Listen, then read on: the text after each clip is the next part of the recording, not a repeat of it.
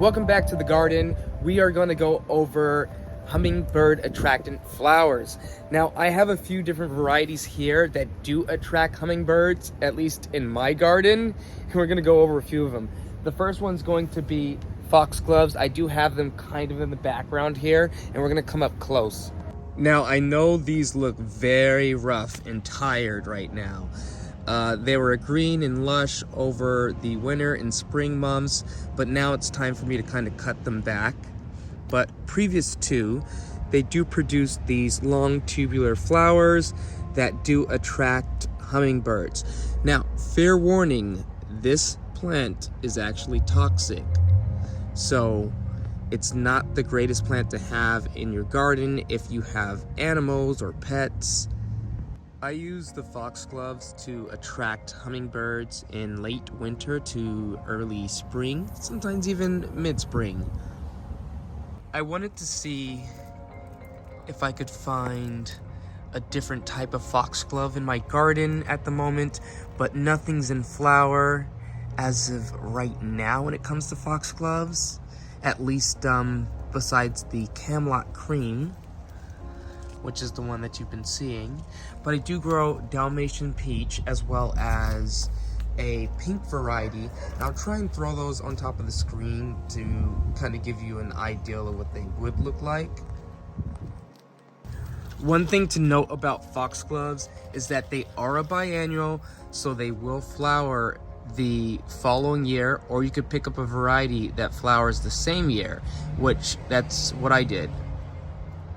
Moving on to the next type of flower, we have the hosta flowers, and as you can see, it's being visited by a busy bee. Now, these guys will also attract hummingbirds with their tubular flowers. As you can see, they come in the trumpet shape, and I love that.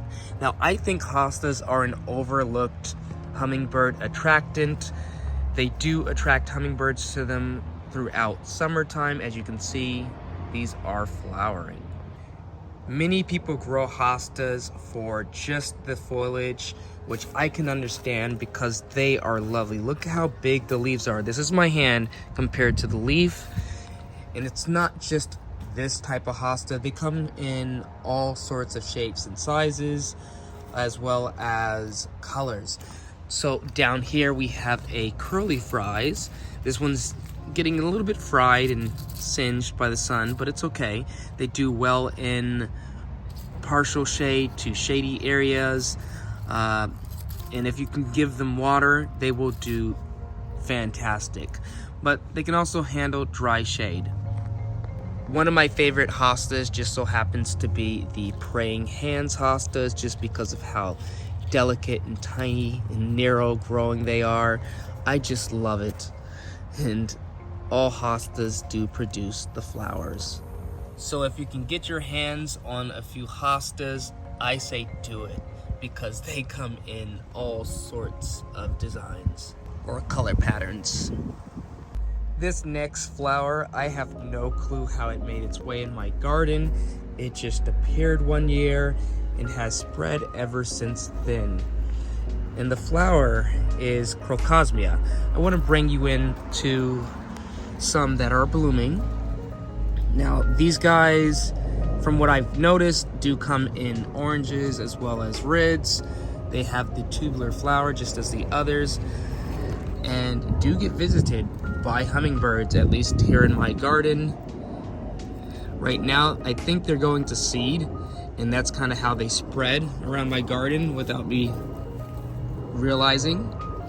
So what you'll see is patches of these guys just growing around. There's one patch back there that I'll just walk over to. And as you can see, it's just coming into flower. I believe these guys love full sun, so they'll do best if you can give them a full sun situation. I have seen these guys in garden centers. You can grow them from corms, but they will die back in the fall to winter months and then make a return in the summer months. So I don't know if you can see it, but right behind me is a few trays because I was up here placing butterfly weed. Now I do have some directly behind me. Right now they are not exactly in the best shape or exactly flowering at their best because they kind of done that some weeks ago. But now they are going to seed, which the seed pods, they're kind of interesting. I originally placed the butterfly weed in the garden to attract monarch butterflies, which we haven't gotten as of yet. They just haven't found it. Milkweed does have, or at least the variety I have, has narrow leaves. I think it might even be called the narrow leaf butterfly weed. If you cut them all the way back, they will regrow, but they kind of do that on their own as well when it comes to wintertime because these will die back. As you can kind of see, the stems in this one, they're hollowed out because I cut it back last year. I may not have had many monarch butterflies visit, but at least we had the hummingbirds visit these guys. I thought it was very interesting. This next plant that I have unfortunately yet to see it flower. It is the first year I had it in ground. I started it about, I want to say early spring, and here we are. This is what it looks like. This is sedum, and I believe it's called autumn joy sedum. I put a patch of it back here. If you can kind of see it, it just spreads all around. It's not really a plant that you would think attracts hummingbirds, but it does. It's a source of nectar for these guys, and that's kind of why I placed them in ground. I want to show you guys what they look like later on once they do flower, if I can get to that point. So we'll probably have to make a video on these guys later on. In my area, autumn joy sedum is a perennial, so it will kind of die back in the fall and winter months and then make a return in spring. These guys are easily propagated through their leaves. I'm not sure if they produce seeds. I'm gonna guess they might, and probably spread that way as well. This is the first year that I've had them in ground, so I'm going to be learning as I go. This next plant is a low grower. This is actually heuchera. Now, I do grow heuchera and tiarella, and then there's a cross between the two called heucherella. So it's a mix of tiarella and heuchera together. And if you look at the heuchera here, they're mostly grown for their leaves. They do come in all sorts of colors, as well as leaf shapes, some with oak leaves. In fact, I kind of want to show you guys the oak leaf varieties right after I show you the veining here. Look at that veining. Some of these come with beautiful veins. Now, what attracts the hummingbirds are the flowers. So they usually flower, at least it's said they flower once a year, but mine tend to flower throughout the entire year. So I don't never really see them without flowers. If you leave the flower stems as well, they will produce seeds, and you may or may not get it to spread. I don't really have too much luck with it spreading as easily, although that's not to say I don't see new little plants showing up here and there.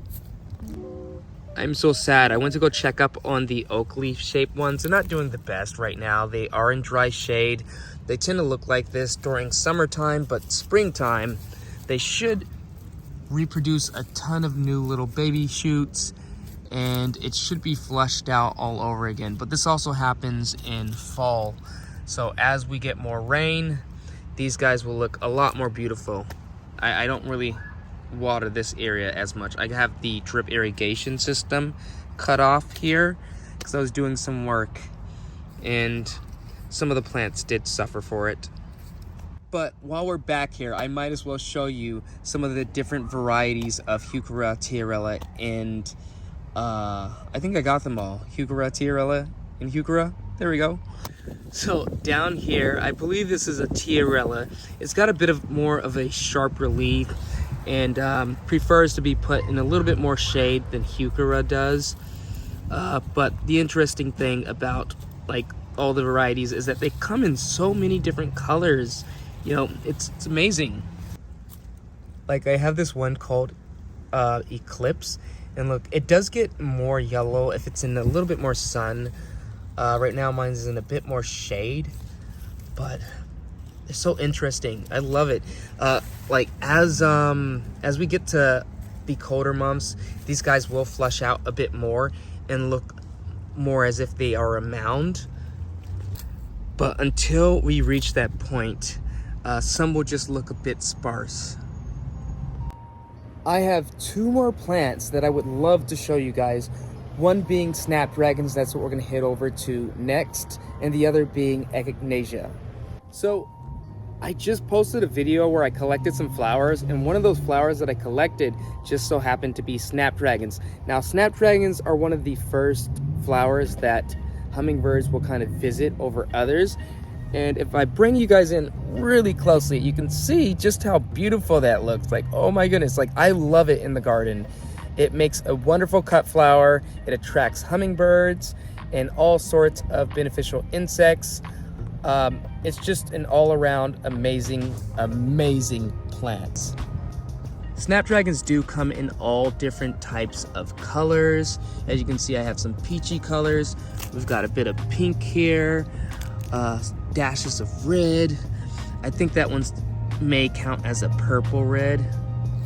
You can purchase snapdragons as singles or even doubles.